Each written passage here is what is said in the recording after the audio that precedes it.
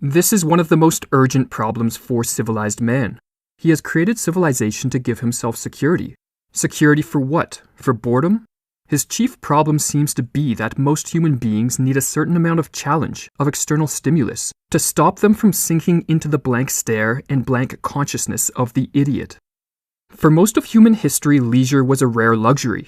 Toiling from dawn to dusk just to survive was the lot of almost all men, women, and children up until a couple hundred years ago. The English geologist Sir Charles Lyell wrote that in the 1840s, America was a country where all, whether rich or poor, were laboring from morning till night without ever indulging in a holiday. With the onset of the Second Industrial Revolution in the late 19th century and the rapid intensification of the division of labor that went with it, there occurred a leisure revolution. Not only did this period of rapid industrial development drive many from the farmlands into large cities in search of work, but the regimented hours associated with industrial work left the masses, for the first time in the modern era, with scheduled free time to direct their own activities. Well over 100 years have passed since this leisure revolution, and the fruits of civilization have become more plentiful and leisure more bountiful. Perhaps more than at any point in the history of civilization, the average individual today is free from the daily struggle for survival. But with this newfound freedom, a crucial question confronts each of us, that being, what are we free for? In other words, how are we going to use the time we have that is not devoted to the necessities of life? Few contemplate this question. Rather, as with many important questions regarding how to live, most people sink into conformity and implicitly assume their free time is best spent resting, relaxing, and passively consuming. And as a result, such lives assume a common mold and follow a course analogous to the one described by the 20th century philosopher Richard Taylor. Most people are, in the most ordinary sense, very limited. They pass their time, day after day, in idle passive pursuits, just looking at things, at games, television, whatever. Or they fill the hours talking, mostly about nothing of significance, of comings and goings, of who is doing what, of the weather, of things forgotten almost as soon as they are mentioned. They have no aspirations for themselves beyond getting through another day doing more or less what they did yesterday. They walk across the stage of life, leaving everything about as it was when they entered, achieving nothing, aspiring to nothing, having never a profound or even original thought. This is what is common, usual, typical, indeed normal. Relatively few rise above such a plodding existence. Some may argue there is nothing wrong with this type of normal existence. Modern life can be high-paced and stressful, and with mental health problems on the rise, perhaps what is needed is more time spent resting and relaxing. The prolific 20th century English writer Colin Wilson, however, disagreed with this sentiment. Too much inactivity, rather than promoting mental health, tends to breed unhappiness and a plethora of psychological problems. Wilson came to this conclusion early in his life.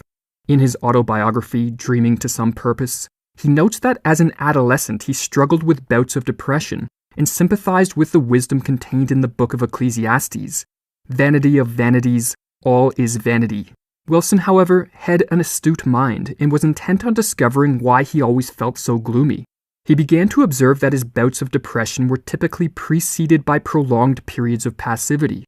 When he did not occupy his days with interesting tasks, challenges, and problems to solve, he discovered that depressive moods would soon wash over him, fog his perceptions, and cause him to become a pessimist of the human condition.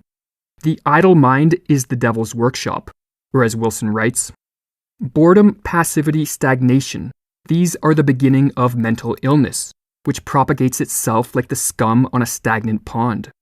If Wilson's discovery of the connection between passivity and mental illness has merit, then we are confronted with the following options.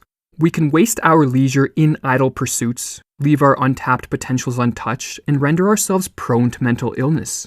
Or we can strive to spend the majority of our free time creating, exploring, learning, doing, challenging our capacities and improving our talents.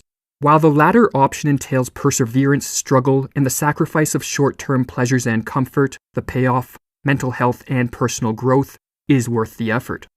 The mentally healthy individual, writes Wilson, is he who habitually calls upon fairly deep levels of vital reserves. An individual whose mind is allowed to become dormant so that only the surface is disturbed begins to suffer from circulation problems. Neurosis is the feeling of being cut off from your own powers. But what if Wilson's discovery of the connection between passivity and depression is not applicable to all, but only to a minority who, like Wilson, possess an unusually strong creative urge?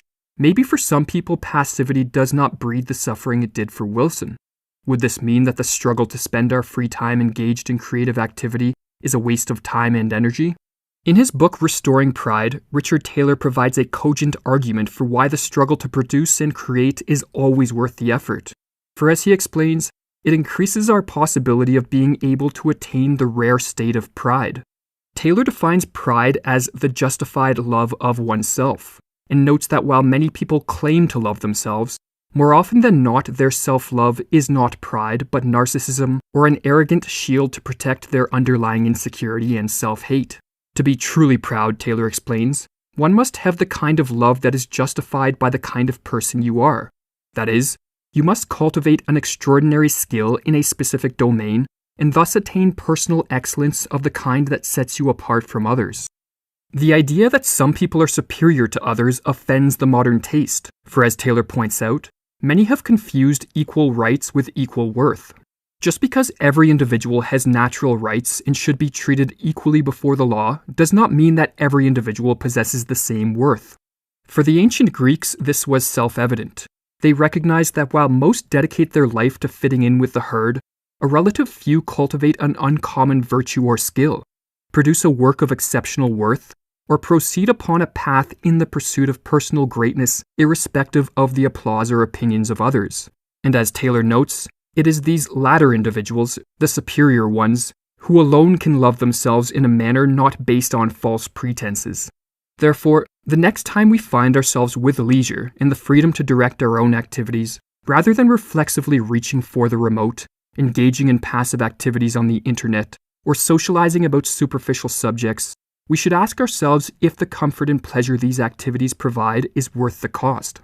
For even if our passivity does not plant within us the seeds of pessimism and depression, then it most certainly is decreasing our worth as a human being, and minimizing our chances of ever being able to achieve the self-love that accompanies genuine pride. Or as Taylor explains, some people, no doubt, are born and destined to be common, to live out their lives to no significant purpose, but that is relatively rare. Most people have the power to be creative, and some have it in a godlike degree.